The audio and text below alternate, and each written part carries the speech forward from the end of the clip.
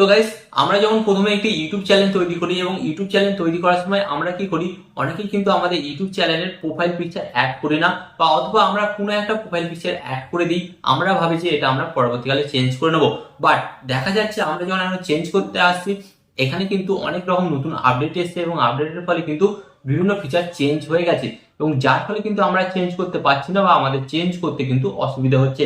তাই গাইস, আপনারা যদি আপনাদের ইউটিউবের প্রোফাইল পিকচার চেঞ্জ করতে চান, তাহলে আজকের এই ভিডিওটি আপনারা দেখুন।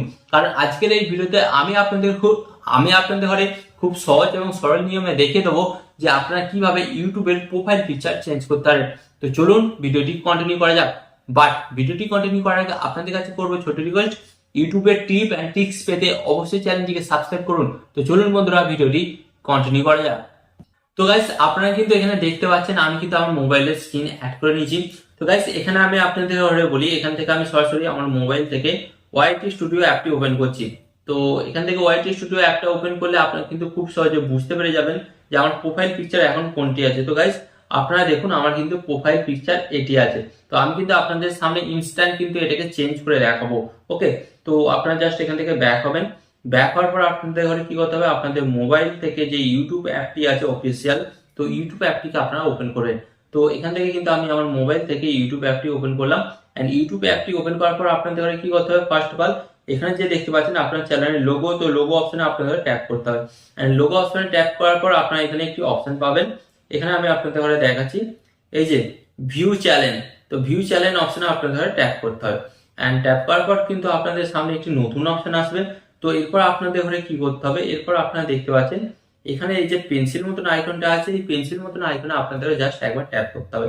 এন্ড পেন্সিল মতন আইকনে ট্যাপ করার পর এখানে কিন্তু আপনারা দেখতে পাচ্ছেন যে আপনাদের চ্যানেলে কিন্তু ড্যাশবোর্ড ওপেন হয়ে গেছে। তো এরপর আপনাদের ঘরে এখান থেকে কি করতে হবে, সিম্পল আপনাদের ঘরে বলে দিচ্ছি প্রোফাইল পিকচার চেঞ্জ করার জন্য। তো আপনারা এই যে এখানে আপনারা দেখতে পাচ্ছেন আপনাদের প্রোফাইল পিকচার আছে, তো প্রোফাইল পিকচার অপশনে জাস্ট আপনাদের ঘরে কি করতে হবে, একবার ট্যাপ করতে হবে।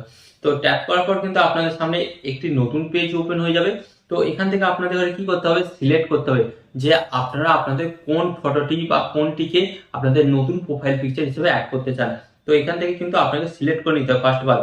তো এখান থেকে আমি সিলেক্ট করে নিচ্ছি আমার এই ফটোটি। ওকে, তো এই ফটোটিকে আমি সেভ করতে চাই, এটাকে আমি সেভ করতে চাই আমার ইউটিউবের প্রোফাইল পিকচার হিসাবে।